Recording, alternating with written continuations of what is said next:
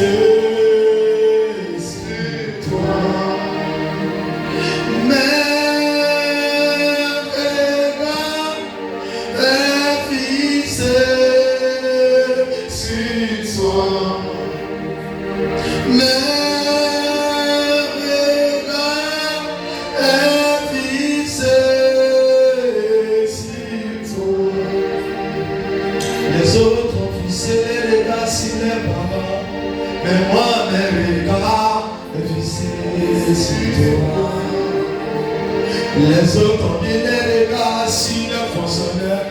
Moi, mes regards sur toi. D'autres ont vissé les regards sur les parents. Et moi, mes regards vissés sur toi. Les autres ont vissé les regards sur les moyens. Mais moi, je visse mes regards sur toi. Les autres ont fixé les regards sur les matériels. Et moi j'ai fixé mes regards sur toi.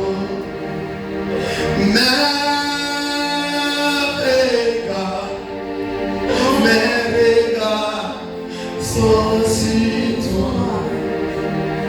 Malakosite, Balatosandea, Vakaturia Sakatana. Leprados y Ondusaya, Elezesano, Indalubasi Cambodia, Cambodia Balosani, Ebrado Casadele, Requeteremos, y Ambodia Maria Bosilia, Aguato Shakara, y Cambodia Saniago, Rada Kadasha, y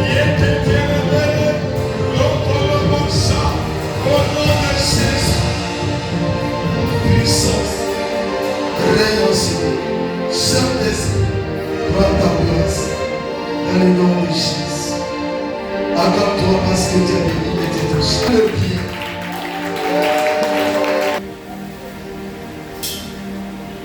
Je vais parler de quelque chose. Aujourd'hui, il peut dire que les 3 jours de notre programme est très important. On a dit le programme va faire le dimanche.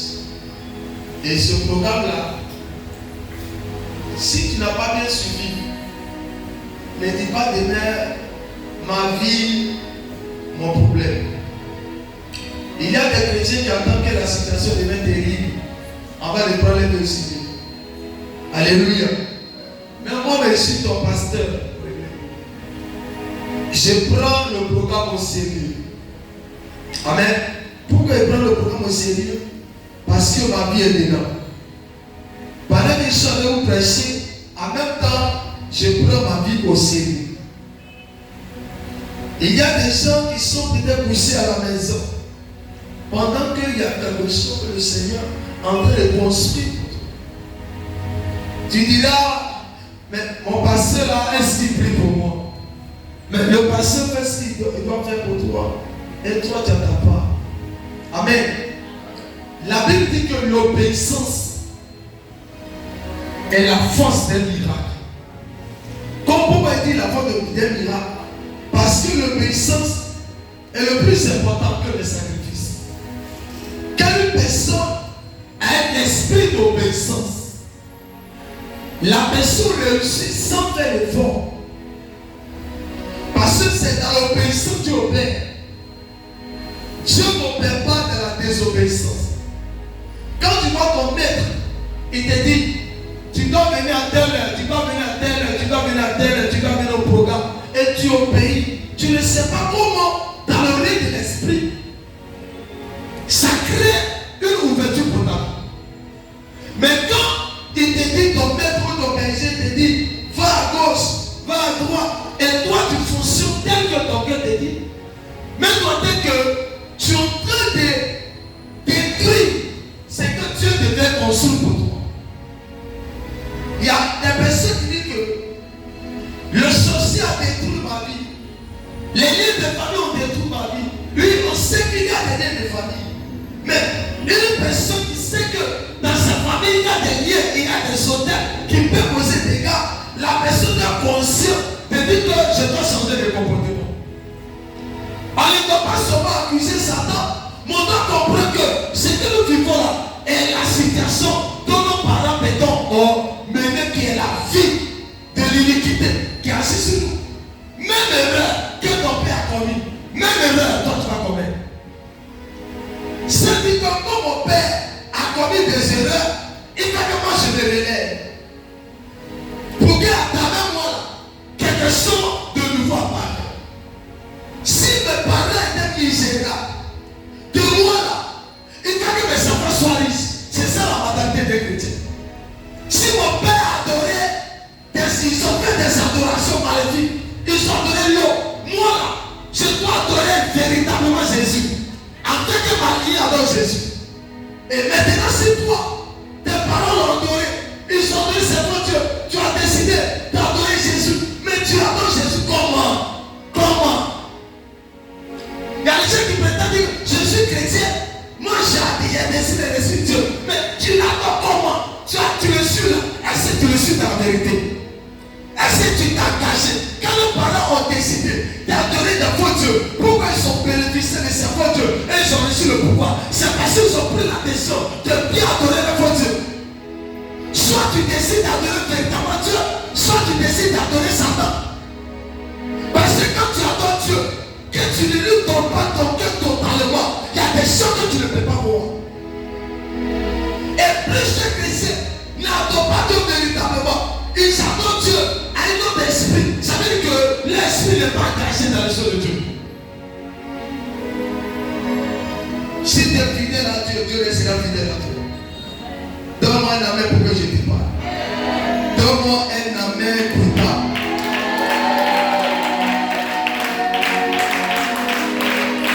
Aujourd'hui, ce qu'il va toucher, il va te parler de ce qui va te détruire dans ta vie. Les éléments.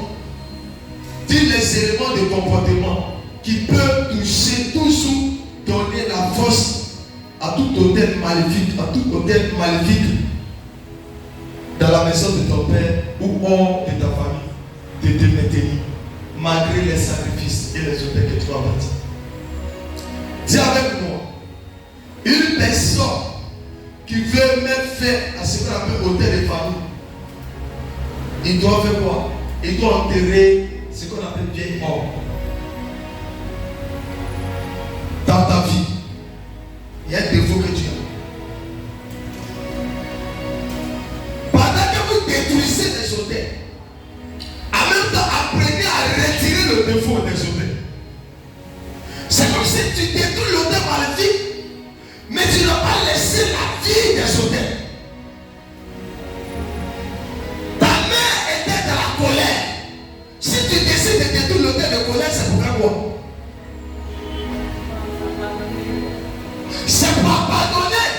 Mais pendant que tu détruis l'hôtel de colère, en même temps tu manifestes la colère. Comment tu vas détruire?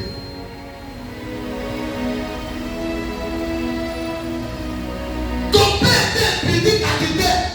Pendant qu'on prie contre les hôtels d'impudicité à tu t'es, toi tu commets à tu t'es. Pendant que tu détruis, ça veut dire que tu ne détruis pas. Parce que tu ne peux pas détruire quelque chose et ces choses. C'est pourquoi il n'y a pas de délivrance. J'ai détruit l'autel de publicité. Mais en même temps, pendant qu'on prie pour ça, toi, en même temps, tu finis de prier pour ça. En même temps, tu sors quand même. Mais ta délivrance vient comment? Ta délivrance vient comment? On prie pour détruire la destruction des hôtels, de mensonges qui habitent dans la maison de ton père. Que tes parents parlaient d'iniquité, parlaient d'idolâtrie, ils sont donnés ces faux dieux qui t'a lié. Maintenant, toi, tu es en Jésus. Tu veux retirer cela. Et tu es en train de prier pour ça. Tu détruis, tu es en l'église, tu pries pour ça. Et tu fais de prier pour ça. Tu es en train de détruire ces hôtels. Et en même temps, tu ne laisses pas le défaut des hôtels. La vie des hôtels. Comment tu vas délivrer? C'est pas plusieurs personnes détruisent les hôtels. Mais après ça va finir de détruire les hôtels maléfiques. On a l'impression que c'est là, mais on a allumé le feu. Parce qu'ils ont détruit. Mais n'ont pas laissé le comportement.